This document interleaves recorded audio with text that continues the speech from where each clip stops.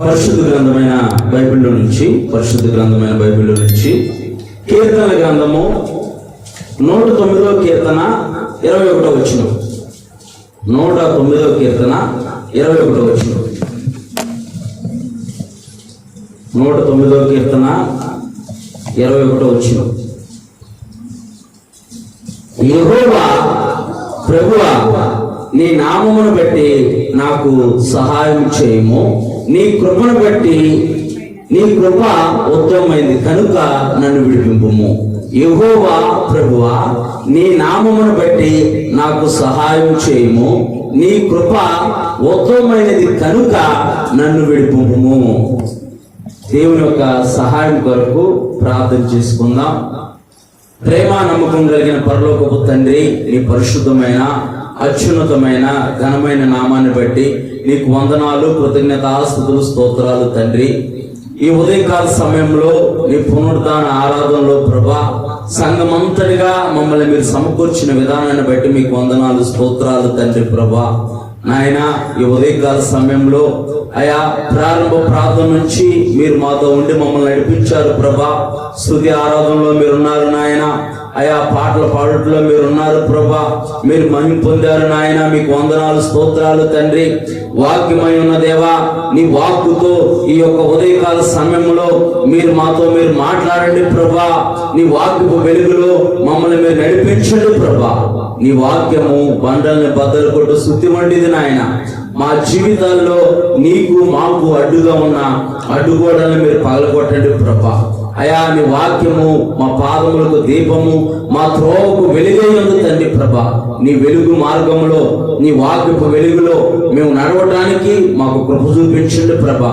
విన్న వాక్యము విడిచిపెట్టకుండా మా జీవితాల్లో మేము తండ్రి ప్రభా ఆ వాక్యాన్ని అనుసరించి నడిచి తండ్రి ప్రభా 30 గాను 60 గాను 100 గాను ఫలించే కృప మా అందరికీ మీరు దయచేయమని లోక రక్షకుడైన యేసు ప్రభు వారి పరిశుద్ధ నామమున ప్రార్థిస్తున్నాం తండ్రి. ఆమేన్. 109వ కీర్తన 21వ వచనం. ప్రభువా, నీ నామమును బట్టి నాకు సహాయం చేయము. నీ కృప ఉత్తమమైనది కనుక నన్ను విడిపింపుము. ఈ కీర్తన దావీదు రాశాడు. దావీదు రాసిన కీర్తన. దావీదు అంటున్నాడు, యెహోవా ప్రభువా, నీ నామమును బట్టి నాకు సహాయం చేయము. ఆయన నామము బలమైన దుర్గము, శత్రువు యొక్క గోడను కూల్చే నామము. ఆయన నామము ఉన్నతమైన దుర్గము. ఆ నామము పేరే యెహోవా, సైన్యములకు అధిపతి అయిన యెహోవా నామం. దేవుని నామానికి మహిమ కలుగును గాక. యెహోవా ప్రభువా, నీ నామమును బట్టి నాకు సహాయం చేయము అంటూ దావీదు అంటున్నాడు.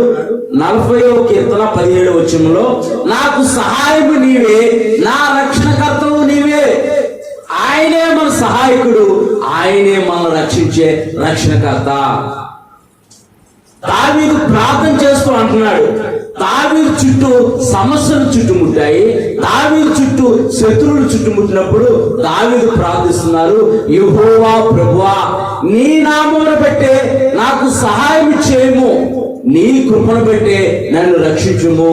నా శత్రువులందరూ నా మీదకు వచ్చినప్పుడు వారు సిగ్గుపడతారు, నీ సేవకుడు సంతోషిస్తాడు. దేవునామానికి మహిమ కలుగును గాక. నీకున్న సమస్యలను బట్టి, నీకున్న పరిస్థితులను బట్టి నీవు కృంగిపోగానే నీకు సహాయం చేసే దేవుని వైపు నీవు చూస్తే, దావీదుకున్న సమస్యలు దావీదు కృంగిపోవట్లేదు, దావీదు బలహీనపరచబడట్లేదు. కానీ దావీదు యెహోవా ప్రభువా, నీ నామం వల్లే నాకు సహాయం కలుగుతుంది. అది నీ కృపను బట్టే. శత్రువులు అందరూ చుట్టుముట్టినప్పుడు దావీదుకి ఏమి చేయాలో అర్థం కాని పరిస్థితుల్లో దావీదు దేవుని మీద ఆధారపడుతున్నాడు. దేవుని నామానికి మహిమ కలుగును గాక. మానవుని యొక్క బలహీనతలో దేవుని మీద ఆధారపడటమే నిజమైన విశ్వాసం.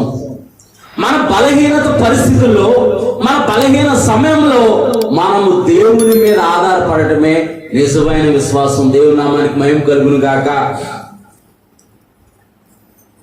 46వ కీర్తన 1వ వచనం. 46వ కీర్తన 1వ వచనం. దేవుడు మనకు ఆశ్రయమును దుర్గమునై ఉన్నాడు. ఆపత్కాలంలో ఆయన నమ్ముకోదగిన సహాయకుడు. దేవుడు మనకు ఆశ్రయమును దుర్గమునై ఉన్నాడు.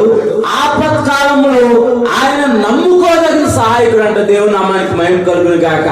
నీ ఆపత్కాలంలో నీకు ఎదురవుతున్న వ్యతిరేకమైన పరిస్థితుల్లో, నీకు ఎదురవుతున్న ఇబ్బందికరమైన పరిస్థితుల్లో ఆయన నమ్ముకోదగిన సహాయకుడు.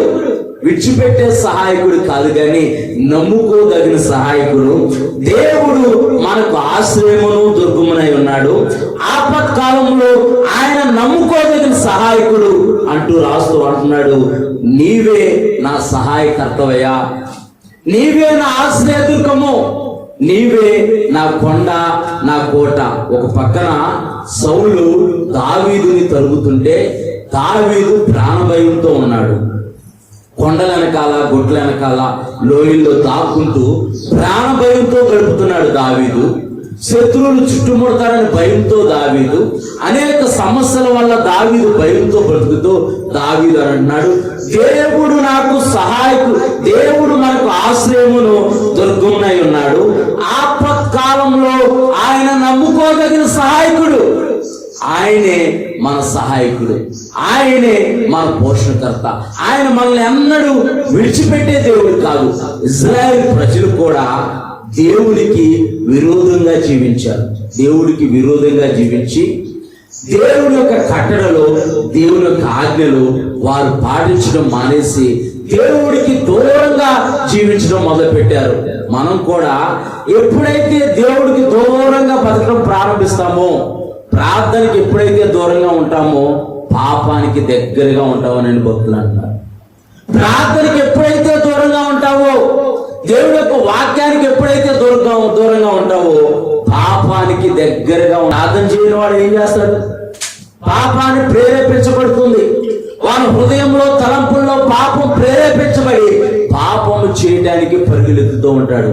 అదే దేవుని సన్నిధిలో మోకరించి ప్రార్థన చేస్తే దేవుని యొక్క సన్నిధి, దేవుని యొక్క మహిమ వారి మీద నిలిచి ఉంటుంది కనుక వాడు పాపం చేయజాలడు. దేవుని నామానికి మహిమ కలుగును గాక.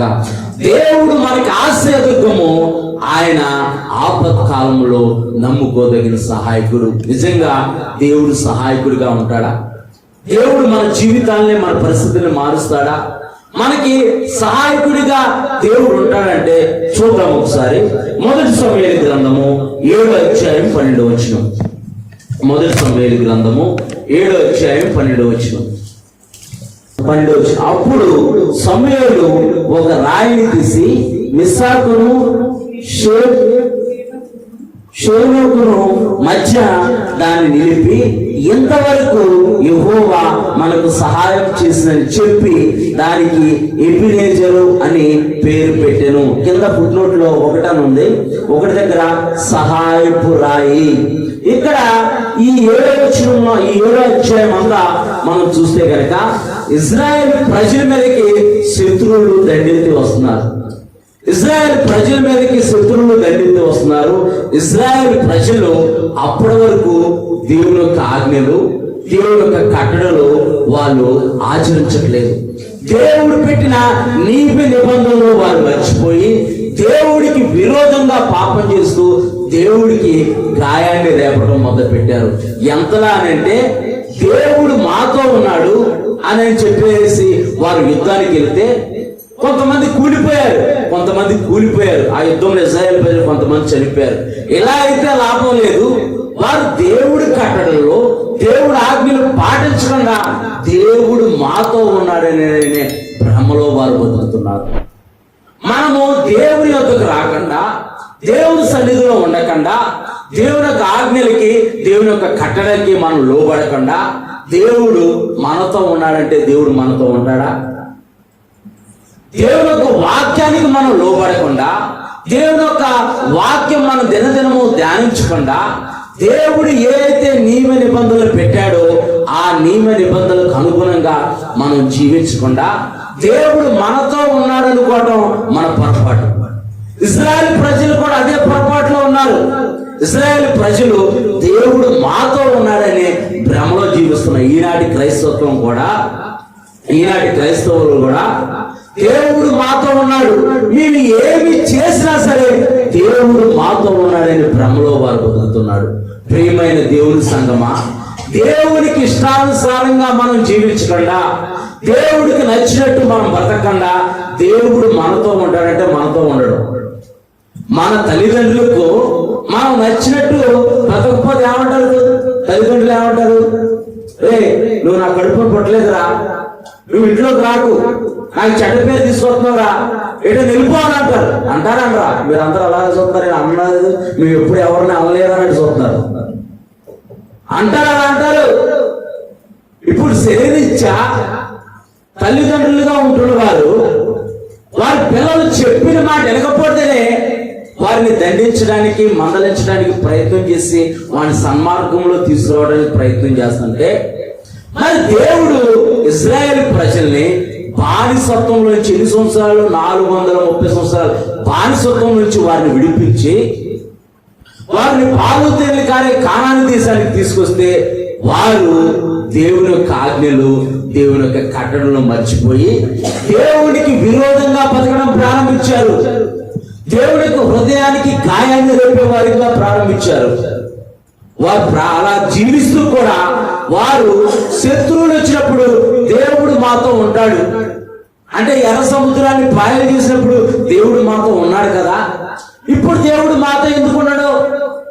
పాపము చేసే వారి జీవితాల్లో దేవుడు ఉన్నాడు. దేవుని నామానికి మహిమ కలుగును గాక.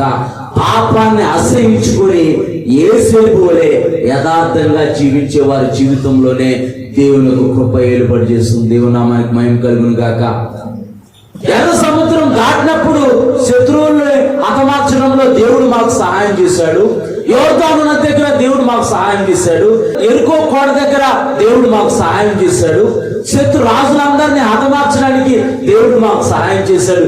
ఇప్పుడు కూడా దేవుడు మాతో ఉంటాడని భ్రమలో వీరు బతుకుతున్నారు.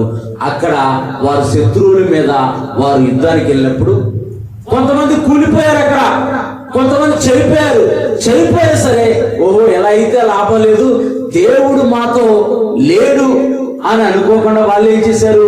దేవుని యొక్క మందసం, ప్రత్యక్ష గుడారంలో ఉన్న దేవుని యొక్క మందసము తీసుకొచ్చి మన మధ్యలో పెట్టుకుంటే దేవుడు మనతో ఉంటాడనే భ్రమలో ఆ మందసాన్ని తీసుకొచ్చి కూడా వారి మధ్యలో పెట్టుకుంటే ఆ మందసాన్ని కూడా శత్రువులు స్వాధీనపరుచుకొని తీసుకుని వెళ్ళిపోయారు. దేవుని నామానికి మహిమ కలుగును గాక.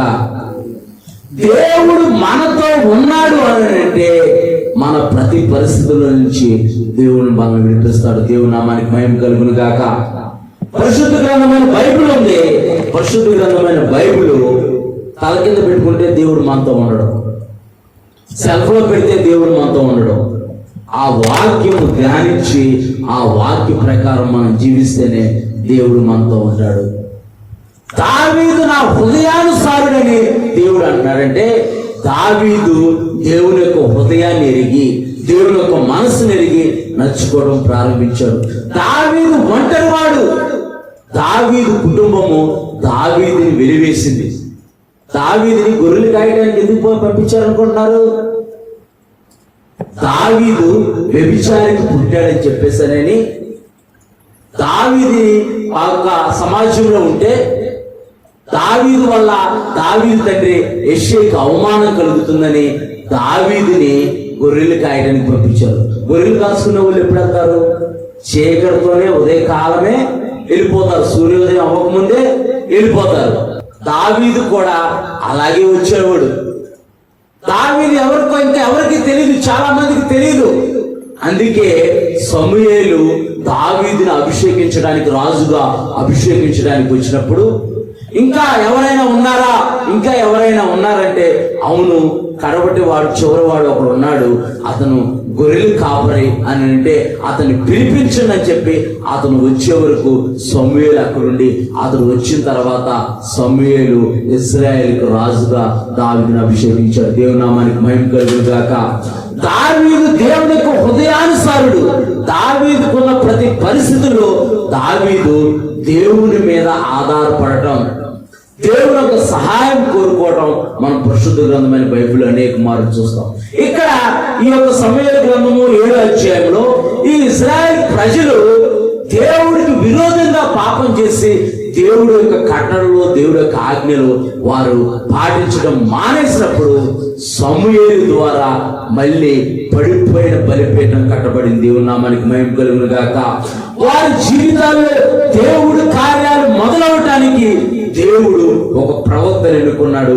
అతని పేరే సమూయేలు. దేవుని నామానికి మహిమ కలుగును గాక. సమూయేలు అంటున్నారు, మిమ్మల్ని మీరు తగ్గించుకోండి, మిమ్మల్ని మీరు తగ్గించుకొని దేవుని ఎదుట సాగిలపడండి. మీరు దేవుని ఎదుట మిమ్మల్ని మీరు తగ్గించుకొని దేవుని ఎదుట సాగిలపడితే దేవుడు కనికర పూర్ణుడు గనక, దేవుడు కృపా సమృద్ధి గలవాడు గనక, దేవుడు కృపగల దేవుడు గనక మిమ్మల్ని శత్రువుల చేతికి అప్పగించడం చెప్పేసి దైవజనుడు కూడా వాళ్ళ పక్షాన ప్రార్థన చేయడం మొదలు పెట్టేటప్పుడు ఏం జరిగిందో చూద్దాం. మొదటి సమూయేలు గ్రంథము 7వ అధ్యాయము 12వ వచనం. 7వ అధ్యాయం 12వ వచనం. అప్పుడు సమూయేలు ఒక 8వ వచనం కానుంచి చదువుతాను. 8వ వచనం కానుంచి చదివితే మీకు అర్థమవుతుంది. 8వ వచనం కానుంచి 5 నుంచి చదువుతాను. అంతటా సమూయేలు ఇశ్రాయేలు అందరినీ మిస్పాకు పిలువనంపిడి, నేను మీ పక్షమున యెహోవాకు ప్రార్థన చేదునని చెప్పగా వారు మిస్పాలో కూడుకొని నీళ్లు చేరి యెహోవా సన్నిధిని కుమ్మరించుడి. ఆ దినమున ఉపవాసం ఉండి యెహోవా దృష్టికి మేము పాపాత్ములమని ఒప్పుకొనిరి. వారికి అప్పుడు తెలిసింది మేము ఏ స్థితిలో ఉన్నామో, ఏ పరిస్థితిలో ఉన్నామో, ఎలాంటి స్థితిలో ఉన్నామో. దైవజనుడు చెప్పాడు, దేవుడు యొక్క ప్రవక్త చెప్పాడు, మిమ్మల్ని మీరు తగ్గించుకొని మీరు దేవుని సన్నిధికి రండి, మీరందరూ దేవుని సన్నిధికి రండి అంటే వారందరూ దేవుని సన్నిధికి వచ్చి దేవుని సన్నిధిలో వారు తమ్మును తాము తగ్గించుకున్నారు. దేవుని నామానికి మహిమ కలుగునుగా. తమ్ము తాము తగ్గించుకున్నవాడు హెచ్చించబడని దేవుని యొక్క వాక్యం చెబుతుంది.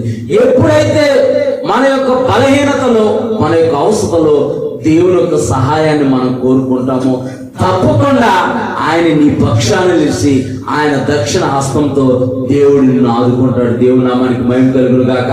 ఇశ్రాయేలు తమ తాము తగ్గించుకున్నారు.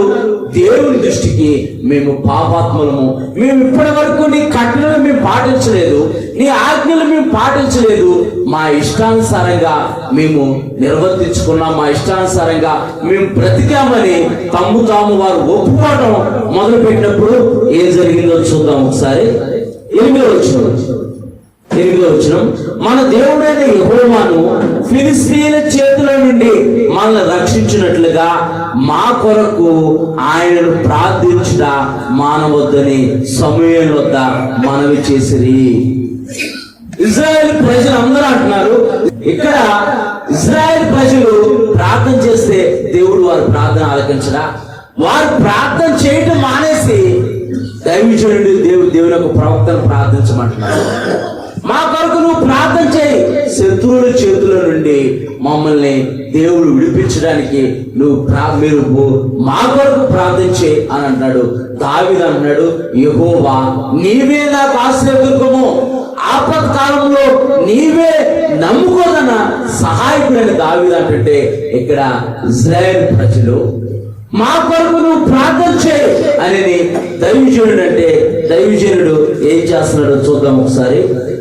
మన దేవుడైన యెహోవాను ఫిలిష్తీయుల చేతుల నుండి మనలను రక్షించినట్లుగా మా కొరకు ఆయనను ప్రార్థన చేయటం మానవద్దని సమూయేలు వద్ద మనవి చేసిరి. సమూయేలు పాలు విడువని ఒక గొర్రెపిల్లను తెచ్చి యెహోవాకు సర్వాంగ బలిగా అర్పించి ఇశ్రాయేలు పక్షమున యెహోవాకు ప్రార్థన చేయగా యెహోవా అతని ప్రార్థన అంగీకరించిన. దేవుని నామానికి మహిమ కలుగును గాక. సమూయేలు దేవుని యొక్క హృదయం ఎరిగిన ప్రవక్త, దేవునికి నచ్చినట్టు జీవించిన ప్రవక్త. ఆయన ఒక గొర్రెపిల్లను తీసుకొచ్చి సర్వాంగ హోమ బలిగా ఆయన దేవుడికి అర్పించారు.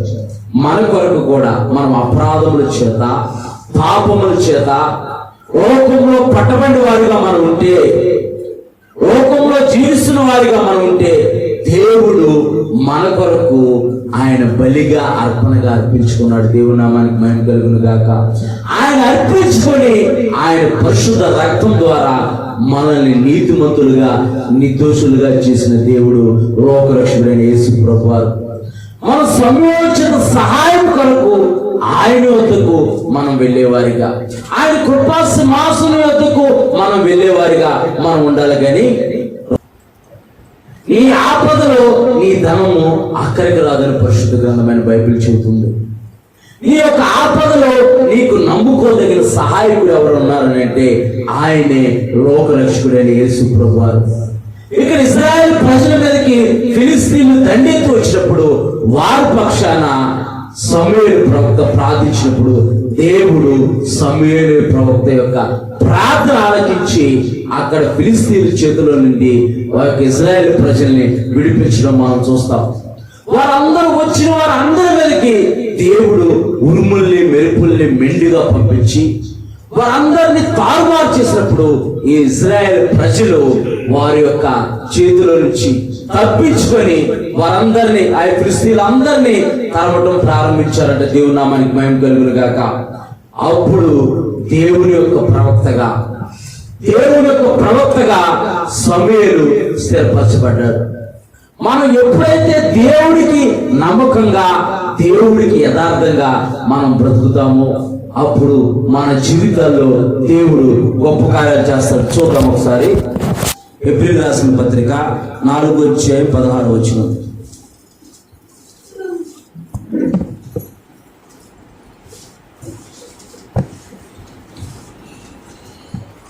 కనుక మనము కనికరింపబడి సమయోచితమైన సహాయం కొరకు కృప పొందినట్లు ధైర్యముతో కృపా సింహాసనం యొద్దకు చేరుదుము.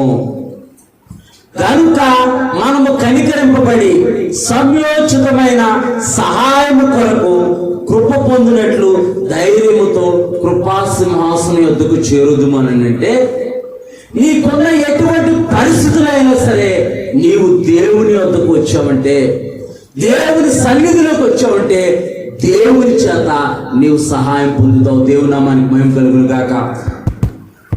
ఇక్కడ పరిశుద్ధ గ్రంథమైన బైబిల్లో మత్తయి సువార్త 15:25. మత్తయి సువార్త 15:25.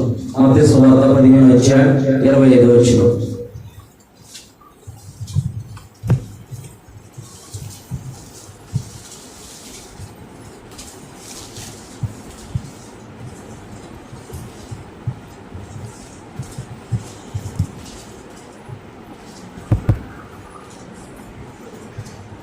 ఆయనను ఆమె వచ్చి ఆయనకు మొక్కి, ప్రభువా నాకు సహాయం చేయమని అడిగాను. ఇక్కడ ఈ స్త్రీ గురించి మనందరికీ తెలుసు. తూరు సీదోను ప్రాంతంలో ఉంటున్న స్త్రీ తన కుమార్తె చావు బ్రతుకుల మధ్యలో ఉంటే, దెయ్యం పట్టి చావు బ్రతుకుల మధ్యలో ఉంటే, ఇక్కడ 21 కాడ నుంచి మనం చూసుకుంటే గనక తన కుమార్తె దెయ్యం పట్టి చాలా బాధపడుతుంటే యేసు ప్రభు వద్దకు వచ్చింది.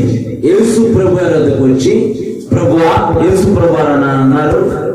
ఆ స్త్రీ అన్నారు, యేసు ప్రభు అన్నారు ఆ స్త్రీని, అమ్మా నీవు నా దగ్గరకు వచ్చావు కరెక్టే, కానీ నేను ఇశ్రాయేలు ప్రజల వద్దకే వచ్చాను కానీ వేరే వారి వద్దకు నేను పంపబడలేదమ్మా అని అంటే, ఆమె ఏం చేసిందంటే ఆ పరిస్థితిలో తన్ను తాను తగ్గించుకుంది. కొంతమందికి అనారోగ్యం ఉన్నా సరే తగ్గించుకోవాలి. దేవుని వద్దకు రా బాబు, దేవుని గురించి తెలుసుకో. దేవుని వద్దకు వస్తే నీ అనారోగ్యం నుంచి దేవుడిని స్వస్థపరిచి ఆరోగ్యవంతుడిగా మారుస్తాడు. నీ జీవితం పాడైపోయింది కదా, నీ జీవితం మళ్ళీ నూతనంగా కట్టబడింది. ఆ పాపాన్ని విడిచిపెట్టేసి, ఆ లోకాన్ని విడిచిపెట్టేసి మారు మనసు పొందంటే చాలా మంది తగ్గించుకోరు. నేను ఇలాగే ఉంటానండి, నేను ఇలాగే బతుకుతాను, నేను ఇలాగే చనిపోతా అంటారు. చనిపోయిన తర్వాత నరకంలో వేయబడతారు. దేవుని నామానికి మహిమ కలుగును గాక. ఇక్కడ తూరు సీదోను ప్రాంతంలో అన్ని జనురాలైన స్త్రీ వచ్చి యేసు ప్రభు వద్దకు వచ్చి అంటుంది, ఆయనను ఆమె వచ్చి ఆయనకు మొక్కి, ప్రభువా నాకు సహాయం చేయమని అడిగాను. అందుకు ఆయన, పిల్లల రొట్టె తీసుకొని కుక్క పిల్లలకు వేయట యుక్తం కాదని చెప్పగా ఆమె, నిజమే ప్రభువా, కుక్క పిల్లలు కూడా తమ యజమానులు బల్ల మీద నుండి పడు ముక్కలు తిరుడు కదా అని చెప్పాను. అందుకు యేసు, అమ్మా, నీ విశ్వాసం గొప్పది, నీవు కోరినట్టే నీకు అవును గాక అని చెప్పాను. ఆ గడియలోనే ఆమె కుమార్తె స్వస్థత నొందింది. దేవుని నామానికి మహిమ కలుగును గాక. దేవుడు ఆ విశ్వాసాన్ని పరీక్షించాడు. ఆ విశ్వాసాన్ని పరీక్షించి దేవుడు ఆమె విశ్వాసానికి తగిన ప్రతిఫలాన్ని దయచేశాడు. ఆమె తగ్గించుకొని తను తాను తగ్గించుకొని యేసు ప్రభువు యొద్దకు వచ్చింది. నీ వల్లే నాకు సహాయం జరుగుతుంది ప్రభువా, నీవే నా సహాయకుడివి, నీవే నా కుమార్తెను బాగు చేసేవాడు అని ఆమె తగ్గించుకొని దేవుని యొద్దకు వస్తే దేవుడు ఆమె విశ్వాసాన్ని పరీక్షించి నీకు ఇక్కడ రాయబడి ఉంది. అందుకు యేసు, అమ్మా, నీ విశ్వాసం గొప్పది, నీవు కోరినట్టే, నీ హృదయంలో ఏ కోరిక కోరుకొని నువ్వు దేవుని సన్నిధిలోకి వచ్చావో దేవుడు నీ ఆలోచనలు స్థిరపరిచి నీ కోరికలు సిద్ధింపజేసి దాన్ని ఆస్వాదించును గాక. ఆమేన్. నా జీవితం ఆస్వాదింపబడితే బాగుండని నీవు అనుకుంటున్నావేమో, నా కుటుంబం కట్టబడితే బాగుండని నీవు అనుకుంటున్నావేమో, నా భర్త మారితే బాగుండని నీవు అనుకుంటున్నావేమో, నా ఆర్థిక పరిస్థితి మెరుగైతే బాగుండని నీవు అనుకుంటున్నావేమో. ఇక్కడ తూరు సిదోను ప్రాంతంలో ఉన్న స్త్రీ తను తగ్గించుకొని యేసు ప్రభువారి దగ్గరికి వచ్చింది సహాయం కొరకు. యేసు ప్రభువారు ఆమెని విశ్వాసం ద్వారా పరీక్షించి, నీ విశ్వాసం గొప్పదమ్మా, నీవు కోరినట్టే నీకు కలుగును గాక అని చెప్పగానే ఆ గడిలోనే ఆమె కుమార్తె స్వస్థత పొందుకున్నట్టు. దేవుని నామానికి మహిమ కలుగును గాక. దేవుడు సహాయకుడు. ఆయన ఎంత మాత్రము నీ చేయి విడిచిపెట్టేవాడు కాదు.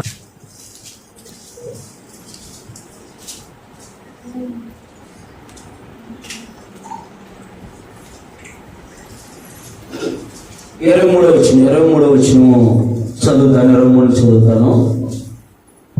ఏమైనను నీ వల్ల అయితే మా మీద కనికరపడి మాకు సహాయం చేయమనెను. అందుకు యేసు, నమ్ముట నీ వల్ల అయితే నమ్మువానికి సమస్తము సాధ్యమే అని అతనితో చెప్పి వెంటనే ఆ చిన్నవాని తండ్రి, నమ్ముచున్నాను,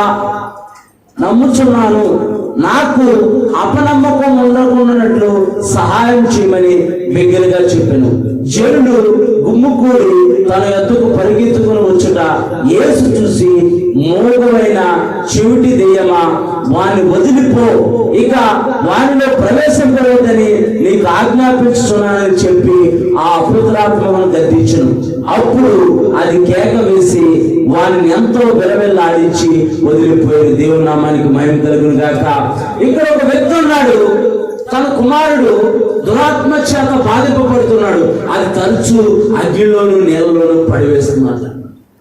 ఆ బాధ చూసి తన యొక్క తండ్రి ఎంతో బాధతో యేసు ప్రభువారి యొద్దకు వచ్చాడు. దేవుని నామానికి మహిమ కలుగును గాక. నీ కష్టంలో, నీకు ఎదురవుతున్న వ్యతిరేకమైన పరిస్థితుల్లో నీవు యేసు ప్రభువారి యొద్దకు వస్తే ఆయన ఆపత్కాలంలో నమ్ముకోగలిగిన సహాయకుడు. ఆయన తప్పకుండా నీకు ఎదురవుతున్న ప్రతి పరిస్థితి నుంచి నిన్ను విడిపించే దేవుడు. దేవుని నామానికి మహిమ కలుగును గాక. ఇక్కడ ఈ యొక్క చిన్నవాడి తండ్రి యేసు ప్రభువారి వద్దకు వచ్చి, అయ్యా, నీ వల్ల అయితే, ఆయన వల్లే సాధ్యము, ఆయనే భూమి ఆకాశాన్ని సృష్టించిన సృష్టికర్త. సృష్టి సమస్తము ఆయనకు లోబడుతుంది. సృష్టి అంతా ఆయన మహిమతో నిండి ఉంది. దేవుని నామానికి మహిమ కలుగును గాక. సృష్టి అంతా ఆయన మాటకు లోబడుతుంది, కానీ మానవుడు మాత్రమే ఆయన మాటకు లోబడట్లేదు. మానవుడు మాత్రమే ఆయన ఆజ్ఞలకు లోబడట్లేదు. మానవుడు మాత్రమే ఆయన కట్టడలకు లోబడట్లేదు. ఇక్కడ ఆ యొక్క చిన్నవారి తండ్రి యేసు ప్రభువారి వద్దకు వచ్చి, నీ వలనైతే, అందుకు యేసు, నమ్ముట నీ వల్లైతే నమ్మువానికి సమస్తము సాధ్యము. నీవు నమ్ముచున్నావా నా పరిస్థితి మారిందని, నీవు నమ్ముచున్నావా నా స్థితి మారిందని, నీవు నమ్మితే దేవుని మహిమ చూస్తావు. దేవుని నామానికి మహిమ కలుగును గాక. అపనమ్మకం వద్దు, అవిశ్వాసం వద్దు, అనాలోచనగా ఉండవద్దు. దేవుని యొక్క వాక్యము దినదినము ధ్యానిస్తూ ఆయన విశ్వాసంలో నీవు వృద్ధి పొందుతూ దేవుని మీద ఆధారపడితే దేవుడు ఆపత్కాలంలో నమ్ముకోదగిన సహాయకుడు. తూరు సీదోను నుంచి వచ్చిన ఆ అన్యజనురాలి కుమార్తెను దేవుడు స్వస్థపరిచాడు. దురాత్మ చేత బాధింపబడుతున్న కుమారు యొక్క తండ్రి యేసు ప్రభువారి వద్దకు వచ్చినప్పుడు యేసు ప్రభువారు తన కుమారుడి జీవితంలో కార్యం చేసి ఆ అపవిత్రాత్మ నుంచి ఆ కుమారుడిని విడుదలిచ్చాడు. ఇశ్రాయేలు ప్రజలు ఫిలిస్తీన్ చేతుల నుండి విడిపించబడడానికి దేవుని వద్దకు వచ్చి తమ్ము తాను తగ్గించుకున్నప్పుడు దేవుడు శత్రువుల చేతుల నుండి వారిని విడిపించాడు. ఈ ఉదయకాల సమయంలో నీవు ఎటువంటి సహాయం కొరకు దేవుని వద్దకు వచ్చావు, ఎటువంటి పరిస్థితుల్లో దేవుని వద్దకు వచ్చావు, ఆయన ఆపత్కాలంలో నమ్ముకోదగిన సహాయకుడు.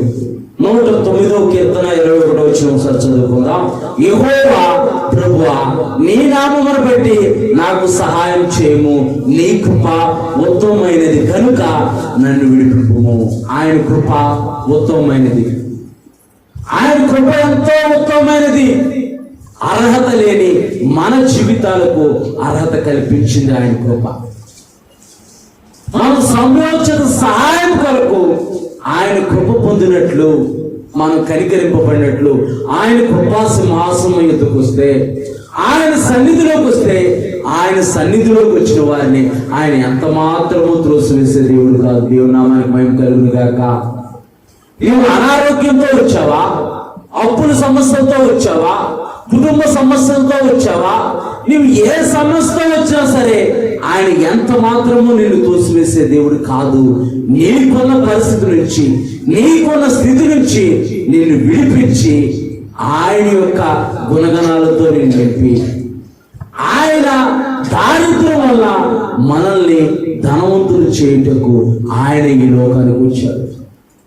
నీ పరిస్థితిని మార్చడానికే, నీకు సహాయం చేయడానికే ఆయన ఈ లోకానికి వచ్చాడు. ప్రియమైన సహోదరి, ప్రియమైన సహోదరుడా, ఇంకా పాపంలోనే జీవిస్తున్నావా, ఇంకా పాపంలోనే బ్రతుకుతున్నావా, నాకు సహాయం చేసేవారు ఎవరని నీవు అనుకుంటున్నావేమో.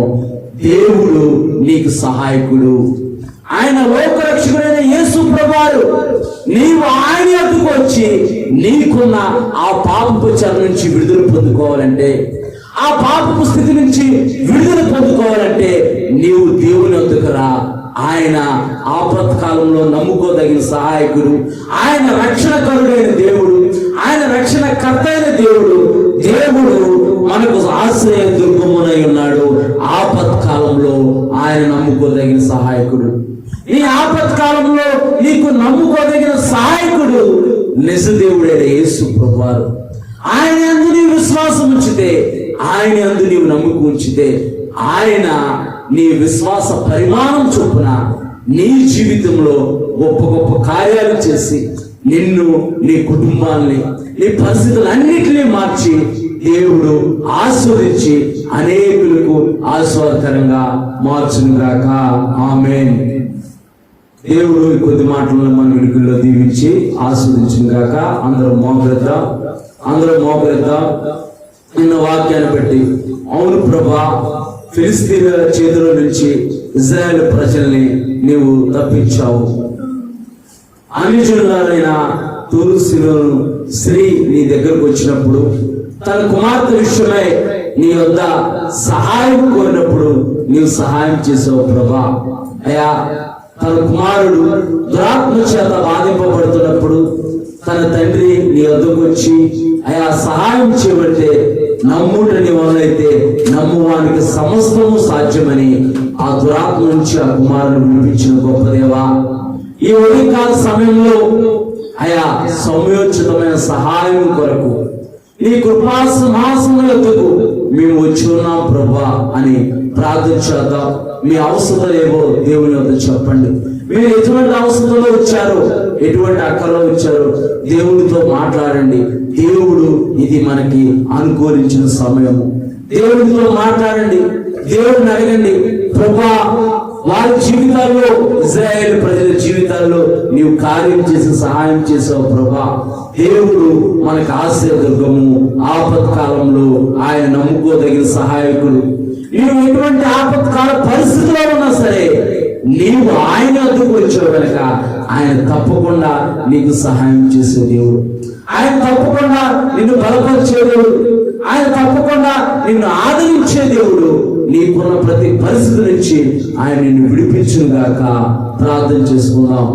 ప్రేమ నమ్మకం కలిగిన పరలోకపు తండ్రి, నీ పరిశుద్ధమైన అత్యున్నతమైన ఘనమైన నామాన్ని బట్టి వందనాలు, కృతజ్ఞతాస్తుతులు, స్తోత్రాలు తండ్రి. ఈ ఉదయకాల సమయంలో ప్రభా, అయా యెహోవా నా ప్రభా, నీ నామమును బట్టి నాకు సహాయం చేయమని, అయా నీ కృప ఉత్తమమైనది, నీ కృపను బట్టి నన్ను రక్షించమని దావీదు భక్తుడు అన్నట్టుగా ప్రభా మాకున్న పరిస్థితుల నుంచి మీరు మమ్మల్ని విడిపించండి. ఆయా సంఘం అంతటిని మీరు జ్ఞాపకం చేసుకోండి. సంఘంలో ఉన్న బిడ్డలైన వారు ప్రతి ఒక్క కుటుంబాన్ని మీరు పేరు పేరున మీరు జ్ఞాపకం చేసుకోండి ప్రభా. స్తోత్రాలు తండ్రి ప్రభా. అయా తండ్రి ప్రభా, మీరు అనుకూలతను దయచేయండి ప్రభా. ప్రతి పరిస్థితిని మీరు మార్చండి ప్రభా. అయా ఇంకెవరినైనా తండ్రి ప్రభా మర్చిపోయి ఉంటే వారిని కూడా ప్రభా మీరు దయతో మీరు జ్ఞాపకం చేసుకొని ప్రతి కుటుంబం పైన నీ దీవెనలు, నీ ఆశీర్వాదాలు కుమ్మరించండి. మరి ముఖ్యంగా ఈ ఉదయకాల సమయంలో నీ సహాయం కొరకు, నీ ఆశ్రయం కొరకు వచ్చిన ప్రతి బిడ్డను మీరు జ్ఞాపకం చేసుకొని అయా నీ సంపూర్ణమైన సహాయము వారికి ఉండును గాక, వారికి కలుగును గాక తండ్రి ప్రభా. నీ సహాయముతో వారిని మీరు తృప్తిపరిచి, నీ కార్యాలతో వారిని బలపరిచి ఆస్వాదించమని యేసు పరిశుద్ధ నామమున ప్రార్థించి అడిగి వేడుకుంటున్నా ప్రభు తండ్రి, ఆమేన్. మన తండ్రి అయిన దేవుని ప్రేమ, కుమారుడైన యేసుక్రీస్తు వారి కృప, పరిశుద్ధాత్మ సహవాసము సన్నిధి మనకును లోకంలో ఉన్న పరిశుద్ధులందరికీ ఆయన రాకడ పర్యంతం వరకు తోడై ఉండి నడిపించును గాక. ఆమేన్, ఆమేన్, ఆమేన్. సంఘమంతటికి లోకరక్షకుడైన యేసు ప్రభువు పరిశుద్ధులు అందరికీ వందనాలు. అందరికీ వందనాలు. ఒకళ్ళొకరు వందనాలు చెప్పుకోండి. ముఖ్య గమనిక ఏంటంటే ఇందాక